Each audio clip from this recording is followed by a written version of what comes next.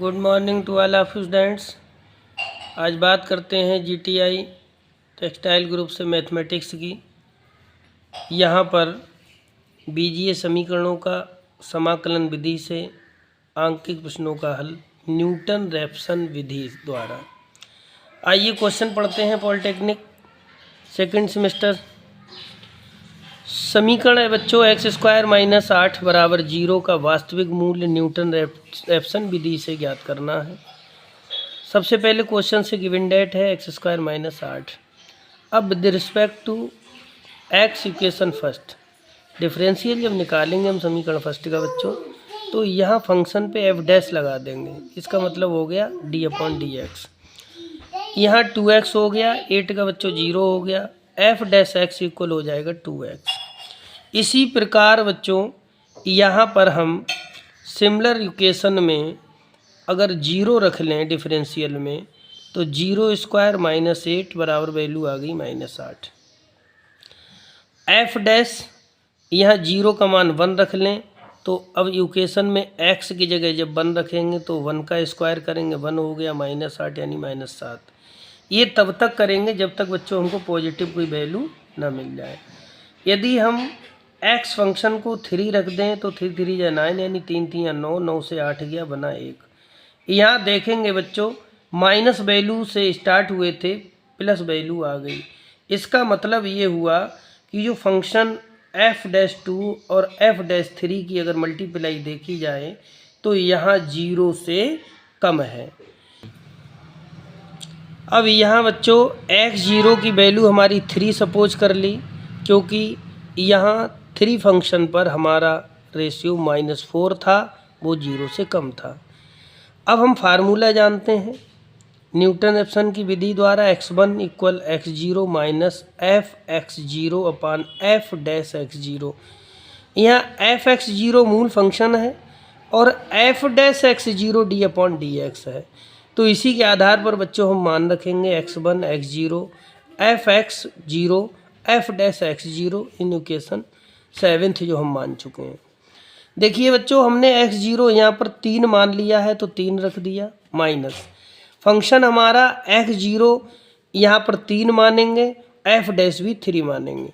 अब हम ये देखेंगे कि f3 हमारा आया कितना है। f3 देखने के लिए हम पीछे जाएंगे तो f3 की वैल्यू हमारी यहाँ पर 1 है, तो हम इस 1 को यहाँ पर पुट कर लेंगे। जैसे ही हमने 1 पुट करा, अब हमको चाहिए एफ डैश 3। अब एफ डैश 3 हम जब देखेंगे तो डिफरेंशियल के बाद बच्चों यहाँ पर हमारा ये देखना पड़ेगा एफ डैश एक्स इक्वल क्या है 2x। चूँकि x 3 है और x का वैल्यू यहाँ 3 है और 2 पहले से ही है, तो 2 गुणा यहाँ 3 लिख लेंगे, तो 2 गुणा 3 हो गया। अब हम इसको हल करेंगे, यहाँ हो जाएगा 2 3 6 और 6 3 18 माइनस 1/6, 18 से गया तो हो गया 17/6।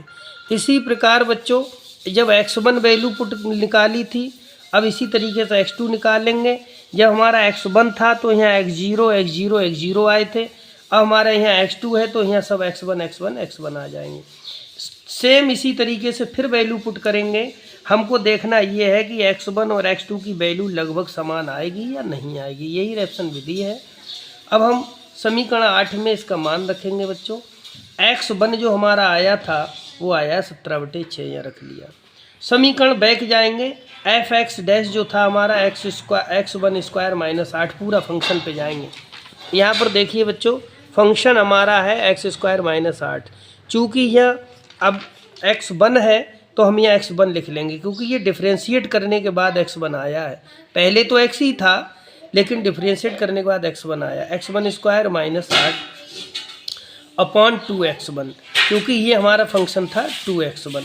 अब जो f डैश x1 है वो देखा जाए तो 2x1 है। अब यहाँ x1 की वैल्यू जब पुट करेंगे तो 17/6 का स्क्वायर माइनस 8/2 इंटू 17/6, 2 से 6 कट गया 3 बचा।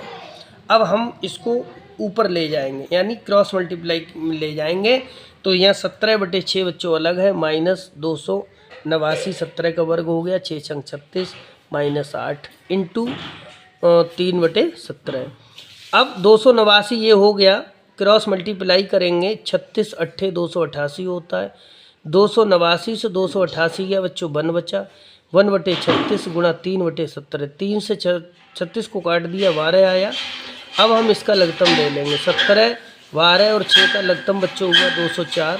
अब 204 में हमने देखा 6 से भाग करेंगे, ऐसे ही देख लीजिए 6 दूनी 12, 2 और 17 दूनी 34, तो 34 ये वो है, 17 गुणा 34 हो गया।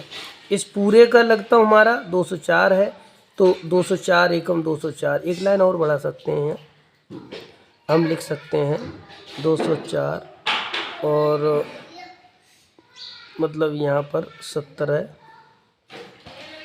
माइनस 17 गुणा 34 और यहाँ लिख सकते हैं 1। अब यहाँ हमारा -1 है,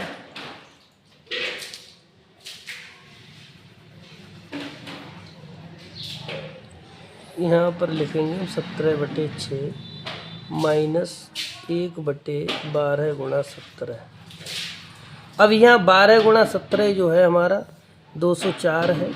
204 जब लघुत्तम लेंगे तो 6 से 204 को भाग करेंगे तो यहाँ पर 34 बार जाएगा, 17 34 में हो गया 587 माइनस 204 एकम 204, यानी एक बार गया तो एक एकम एक ही हुआ।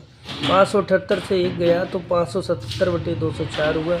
204 से जब हम काटेंगे तो 2.83, लगभग approximately x1 and x2 all value approximately equal, तो कह सकते हैं। Thanks to all of students, आशा करता हूँ समझ में आया होगा।